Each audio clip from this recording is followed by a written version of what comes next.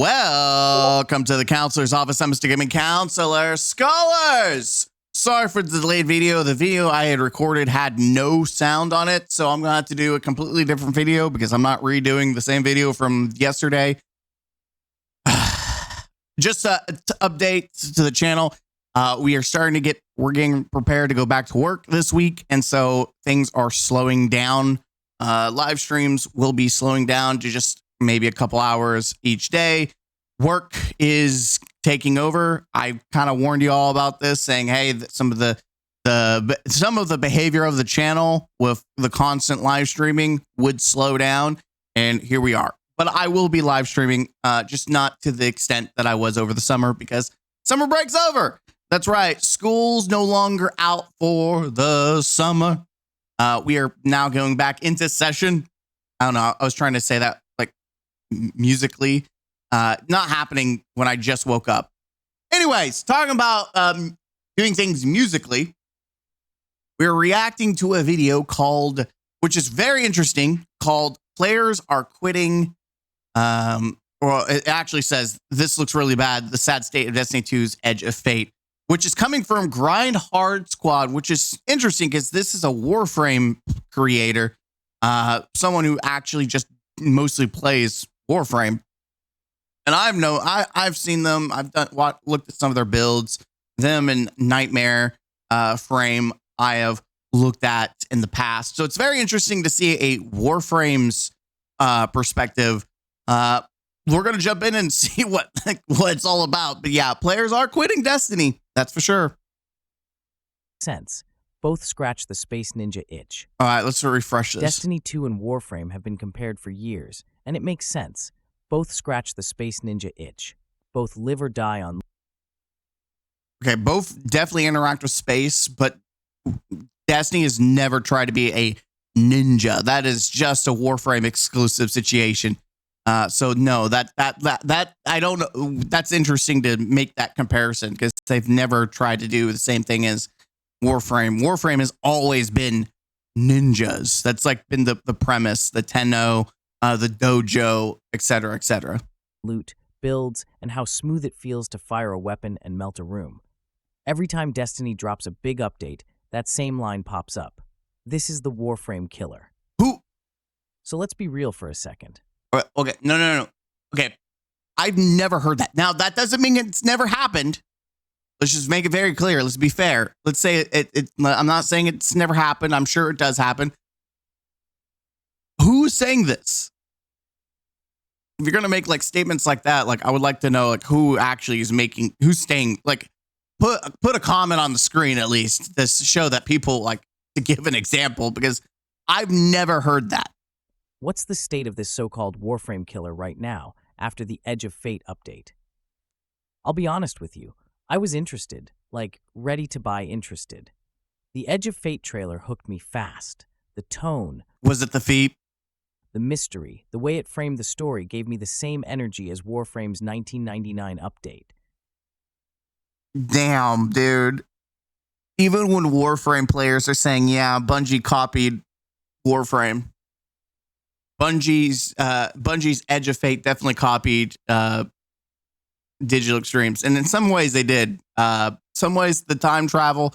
I think time travel can be good, but 9 out of 10 times it's because people have run out of ideas. That's usually how I feel about time travel. It's like they've run out of ideas and they need to use time travel as this excuse to try to push the story along. Go back, dig into the past, make it personal. I love that kind of storytelling. I was set to jump in, but when I started checking what players were saying and watching more gameplay, I hit pause. It wasn't one thing. It was the pattern I kept seeing across clips, posts, and first-week takes. Edge of Fate is a big swing at the core of Destiny. It changes how your stats and armor feel. It gives you a new activity log. I don't agree, and I'm going to say this, and then I'm not going to talk about it. I'll just react to what they have to say. I don't agree that you should look at the new systematic changes with Edge of Fate. That is not what you pay for. That is not the $40.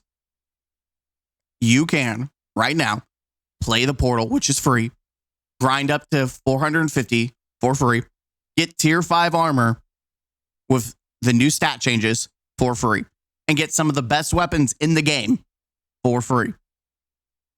I don't think you can or should call that Edge of Fate. You could literally never interact with the expansion Edge of Fate. I don't agree with these comparisons. I don't agree with giving the criticisms and the pluses. Like, oh, Edge of Fate was great because Armor 3.0, that's free. You can't even give that as a plus to Edge of Fate. Edge of Fate literally is a paid product versus the systematic changes, which are free. Launcher that tries to make the game more direct and less messy. It introduces a new movement mechanic in the campaign that's meant to break up the usual run and gun. And at first glance, that sounds perfect. A live game needs shakeups. It needs big ideas. The issue is always the landing. If the landing is clean, everyone calls it bold. If the landing is rough, everyone calls it a mess. Right now, it's landing somewhere in the middle, depending on who you ask and how they like to play. I'm going to say that more than not, especially based on like, if we were to base the Destiny to Steam charts, we're basing the Steam charts. Well, this is not a fair assessment because the servers are down, I believe.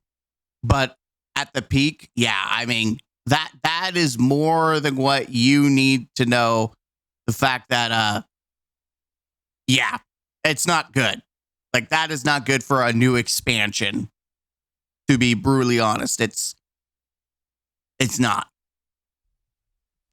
Let's talk about builds, because that's where the soul of Destiny lives. What's going on Edge the of screen? Fate changes how your stats map to your act. It froze. All right, back from that little blip. For some players, this is refreshing. It wakes up the brain. You start caring about armor rolls again. You think about thresholds in a new way. You try new combos that didn't make sense before.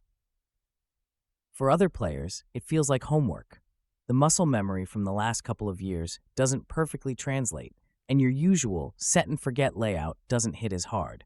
If you love tinkering, it's fun. If you just... I mean, it's really weird because games like Warframe require you to... Yes, you can make a build and then just leave it alone for many months to maybe years. But you can also swap around and make different builds. Like, that is one thing that I do like about Warframe, even though it doesn't have, like, the big difference I think about Warframe and Destiny is that usually most guns have, like, one specific god roll. And you might have, like, a differential damage perk. Whereas at least Warframe with their guns, when you're modding it, there's multiple ways usually to mod a gun for different faction types to get a better like outcome. Like, you're not going to use the same damage type for infested versus like corpus, right? So there's multiple reasons to have different different builds versus Destiny, where it's just kind of like a generic flat all damage. Like, there is no reason to build, like, there's no like different elements except for just your basic arc, solar, stasis, all that jazz, right? But you can't really control that. It's preset to the gun, whereas Warframe allows you to customize the elements to your own design, and you can really have different kind of builds for one gun, which is why even though there's no random rolls, you still have that crafting capability, which makes it feel better in Warframe than crafting has ever felt in Destiny 2. Just want to log in after work and feel strong, it can be frustrating. Ammo is a hot topic. Yeah. A lot of players say the ammo baseline feels stingier than before, It unless you does. spec around it. In theory, tying ammo to playstyle and build makes sense. In practice, the game's best strength is still gun feel and flow. When you're starved, even great guns feel like you're dragging your feet. There are ways to build around. Let's restrict build diversity by forcing players to have ammo mods to fix a problem that didn't exist. In our game about shooting things, let's make it more annoying and less practical to be able to shoot those things. The clarification reads completely tone deaf. And I do agree. I think that the I think that there was a problem, like not being able to control getting ammo, especially when you look at Warframe, which Warframe also needs ammo drops in order to use guns. But I feel like if you just play the game, you're going to casually get the ammo, and very rarely do you get to a point where it's like, okay, well, I'm completely all my guns are out. I can't do anything. I have no ammo whatsoever. Very rarely do you get to that point where you feel like, okay, well, this sucks. I'm out of ammo. Destiny, it happened a lot, and even before they had the infinite primary, it felt bad because your primary would be out. Like people would blow out all their primary just to get special and heavy ammo to randomly generate. That's just a bad design from the game itself. Now it feels even worse because you can do the same thing and not get ammo. Like it feels bad because you do have to invest into weapons a lot more, like the stat, and you have to essentially slot in a shit ton of ammo generation mods, which I think is kind of stupid. I don't know any other game that makes you like. I'm thinking of like trying to think of like Diablo of like mana generation. Like I think there might be a couple perks that help with mana generation, but never to the extent where it's necessary. Yeah, it's just really weird. Around it, and people are sharing setups that help. But it still puts friction right in the middle of the fun loop. That adds up fast if you only play a couple hours at night and want to feel good without planning a full spreadsheet. Now, the grind. This is the part that made me step back. Many players say the loop feels like a chore right now. Power is definitely back at the does. center of everything. The new launcher often pushes you into older playlists, and the new gear tiers take a long time to roll well. You can play, tick boxes, and still not feel stronger unless you commit serious time. That feeling, checking tasks instead of getting real power, turns... I know there's an argument going around from content creators saying you really don't need anything but tier 3s or tier 2s. Like you don't need tier 4 or tier 5s. You don't need it. You can still play the game, and you're right. But then why the fuck is it in there in the first place? That's my thought is, why is it in there in the first place? If you don't need it, then why is it even an option? Right? Like it definitely is, and it definitely does improve the gameplay having more stats, and it could make or break specific builds. Be honest. The game into chores. Not for everyone, but for a lot of people I've seen talk about it, that's the vibe. Too many steps, not enough payoff. When your progress is tied to systems that ask for more hours rather than better play, the fun starts to thin out. The new activity hub, the portal, is a good example of that tension. On the positive side, it's clean. You see your options, your difficulty, and a forecast of rewards. If you've only got an hour, that's awesome. It saves... I think the portal is better for returning and casual and veteran players, in the sense that it is easier to just click and play. It does kill for like people who are invested in the game. It does kill the enjoyment because it feels like menu gameplay versus actually like the world of Destiny. It feels like it's being abandoned. As a new player, you're just still confused as fuck because you get a shit ton of like catalog of things that you have to do, and you're like, half of them aren't even in the portal, and you're like, what? And so having to like go back in between both of them is just, it's too much for a new player. It's too much. Scrolling around the director and hunting for tiles. On the flip side, some players say it makes the world feel like a menu. Yeah, it leans on older content to drive rewards, and after a few sessions, the loop can feel samey. You hop in, you flip a few modifiers, you chase a grade, and you get returns that don't always match the effort. The structure is smart, but structure doesn't replace novelty. You still need variety to keep people excited. The campaign brings a new traversal and puzzle mechanic that shows up a lot. Some folks love it. It breaks up the pace, gives you that what does this unlock itch, and changes how you approach rooms. Others bounce off it hard. Too twitchy, too much camera movement. too frequent in the main path. When the Yeah. mechanic shifts from fun twist to repeated hurdle, it kills momentum. And that is Edge of Fate in a nutshell. I think if they just had given you dark matter, here's a couple of puzzles. Just play that we're here, just play. The gameplay itself would have been better.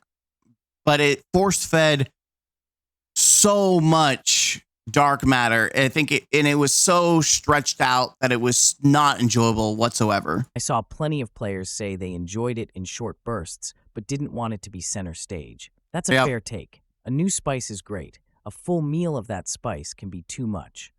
Endgame had the usual Destiny drama at launch. The new raid brought hype and heat. Some teams loved the challenge. Others ran into bugs, balance spikes, and unclear mechanics that slowed the fun. That's not new for this genre, but it matters because raids are where you test whether the new systems support high-level play. If it feels fair and readable, people keep grinding. If it feels janky or overtuned, they dip. And once folks dip from a raid, they often pull back from the rest of the game. I think there's some truth to that. But I think it's only to the top percentile of players. It's not even like top percentile. It's just the people there's already a small percentile of people that play raids in general. But the biggest issue wasn't necessarily whether it was challenging. It was whether it was rewarding. And right now, the new raid is not rewarding whatsoever. Like, the only thing you care about is maybe the armor and the crossbow. Everything else in that raid is very forgettable. But even then, chasing the armor is pointless because you can't even get like high tier versions of it. Like, just doing the end game, the pinnacle activity that only a small percent of people will ever touch and actually experience, isn't even like rewarding. Like, you're getting tier 1s and people are probably already getting tier 2, tier 3 armor pieces right now. So like, what's the point? Like, what, especially people are farming the free stuff rather than the new campaign stuff or the new raid stuff. Like, Edge of Fate was a failure because it failed to capture people to actually give a shit about it. At least for a while. There were also the typical launch rough edges. Crashes here and there, audio hiccups, mission logic acting weird for a few players. That stuff gets patched, but it frames the first week. If you're trying to... I do think that Edge of Fate completely not working on Xbox and PlayStation was a wake-up call and a reality check that we need to make a Destiny 3. It can no longer... Destiny can no longer support at least old gen consoles for sure, but it cannot support consoles in general at this moment. Like, Destiny 2 is just, especially with all these systematic changes. Like, I hate to be the bearer of bad news, but I think the time has come. The time has come.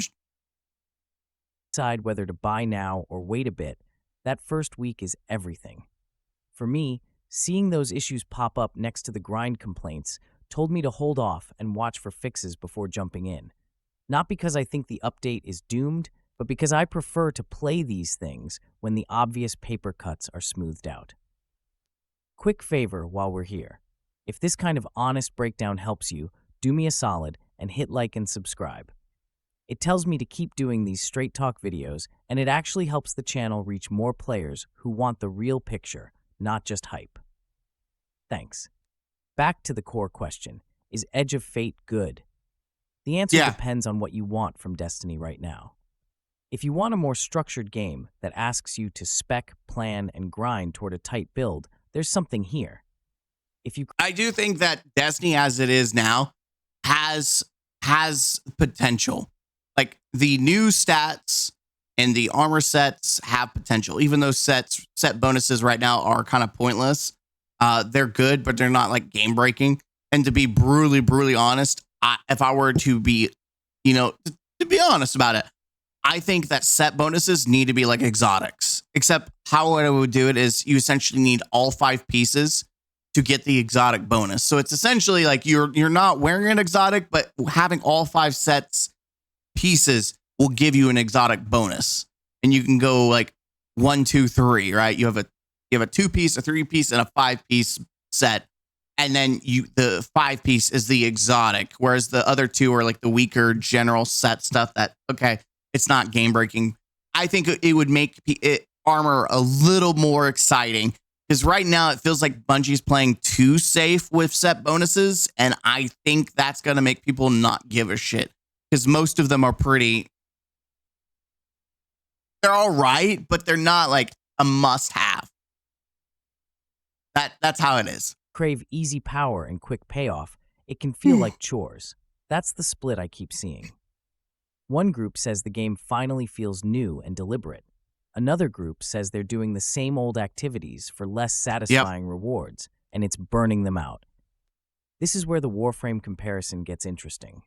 Warframe thrives on chaos.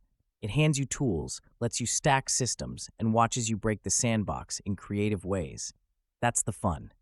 Destiny thrives on rhythm, tight gun feel, clear lanes and encounters, a set of tools that flow together. Edge of Fate looks like an effort to widen Destiny's build space a bit while keeping that structure. That's a hard balance. If they tune it right, it will feel deep without being draining. If they tune it wrong, it will feel like rules and chores. If you only have a few hours It feels a like week, chores right this now. grind might push your patience. Not every player needs to chase max power on day one. It's fine to play the story, try some new gear, and then wait for the meta and rewards to settle. Well, the problem with that is that no one gives a shit about the rewards because they're tiered now. Like if you are getting base tier, no one gives a shit. Live games move fast. What feels clogged today can feel smoother after a couple hotfixes and a reward bump. Let's address the Warframe killer hype one more time. It's catchy, but it ignores why people stick with these games. Most of us don't want one to kill the other. We want both to be worth our time. Warframe was more of a threat to Destiny than Destiny has ever been a threat to Warframe, because Warframe in itself is the better live service, is the better free-to-play game. Like, it's a true free-to-play game. And most people you saw would leave from one to the other, essentially. Like, people would leave from Destiny to go play Warframe. You may see some people come from Warframe dabble Destiny, but you never saw them like really stick with Destiny. It was always like, I'm here to touch it, and then we're going back to Warframe. Whereas people are still playing Warframe who left Destiny. They may play both now.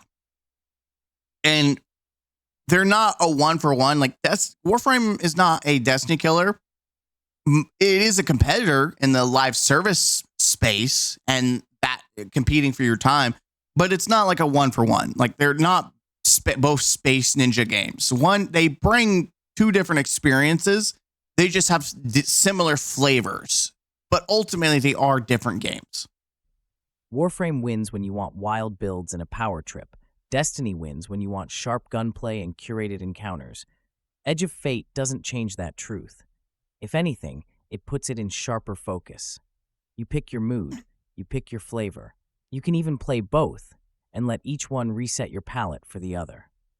For me, the turning point wasn't the trailer or the feature list. It was the vibe from players who live in Destiny every day. The common thread I kept hearing was simple.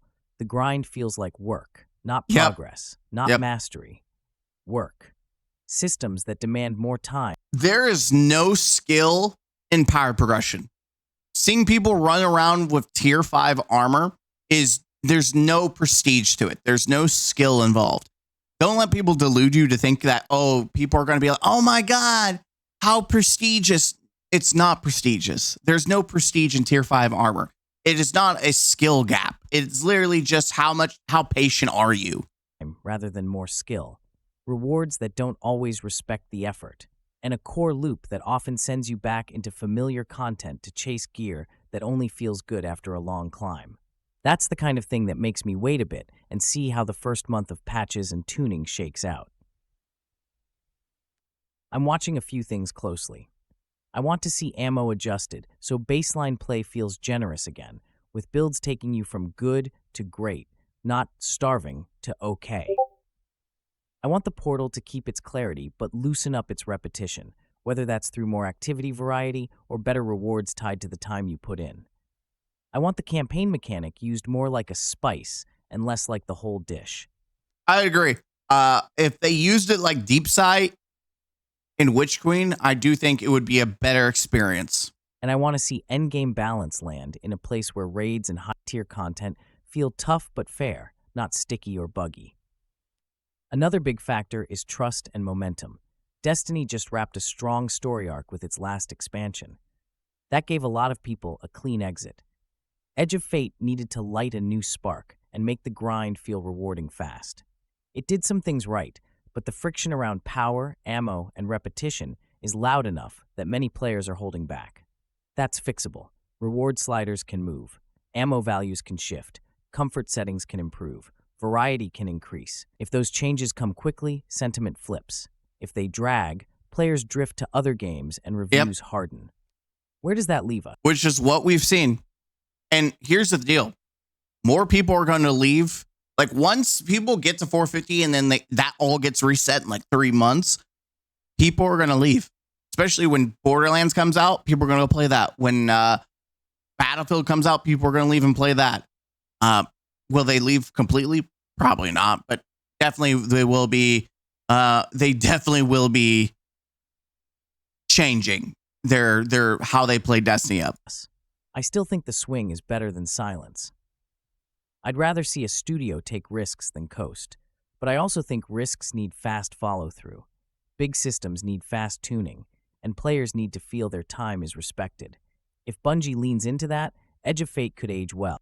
If not, it becomes one more example of an ambitious idea weighed down by grind. To wrap this up, here's my honest take. Edge of Fate is bold and messy. It brings new energy and new headaches. If you love tweaking builds and don't mind... Again, that's the new systematic changes. Edge of Fate is just messy.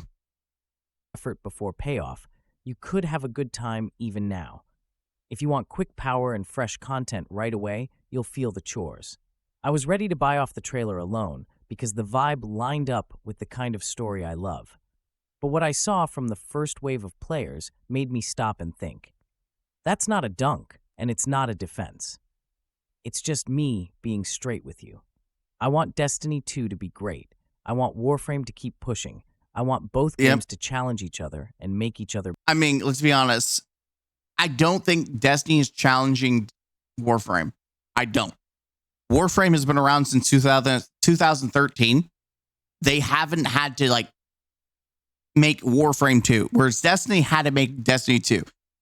I think just Warframe being part of the live service ecosystem in a free-to-play game within this FPS, genre.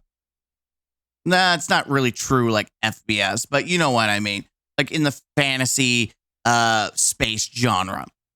It does provide some competition, but generally it's just a live service game that is trying to pull people in and spend time into it. In that sense, it is just another competitor. Battlefield will be another competitor when it comes out. Borderlands, even though it's not live service per se, it will pull a slice of people. Arc Raiders, when it comes out, like as more new games and live services come out, they will constantly put Destiny on the grain, and it's up to Bungie to compete with that. And so far, I don't think they're competing against that, which is why the player numbers are at the worst that they've ever been for a brand new expansion. Now, if we're comparing this to like seasonal, it's pretty meh. It's not like the worst we had with episodes, but it's not the best either. Like it's just meh. Better. If you played Edge of Fate already, I want to hear your story. What felt good? What dragged? Did the ammo thing bug you? Did the portal save you time or make the game feel smaller? Did the campaign's new trick make you smile or make you queasy? Drop your experience in... What are these questions? What I feel like I'm at the doctor right now. Okay, tell me how you feel. The comments. Keep it respectful, share specifics, and help the people on the fence. Do you feel a little nauseous? Call. And hey, if you found this helpful, remember to like and subscribe so I know to keep doing more of these state of the game videos. Thanks for hanging out with me, and I'll see you in the next one. I don't know how I feel about the AI conversation. It feels really unnerving, but it feels really freaking weird. And if I knew there was like no music, I'd have some background music. But yeah, I'm gonna be honest. I don't know the whole like thought of this Destiny being a Warframe killer. I've never heard that. And so that's my question to you. Is like, have you heard it? And what do you think about that? Like, what do you really think Destiny is a Warframe killer? Like, I don't know. Let me know in the comments down below. How does that make you feel? That's so funny. Such a weird list of questions. Does it make you feel queasy? Yes, it does. Anyways, I'm Mr. Gaming Counselor. The link to the video will be down below. Hit the like button, comment down below. Don't forget to shout out our members. They're awesome. I appreciate them. They support the channel directly. You guys who watch support the channel as well. So shout out to everyone. I thank you. You are awesome. And as always, don't forget to be the best version of yourself. And I'll see you in the next one. Don't forget to game out and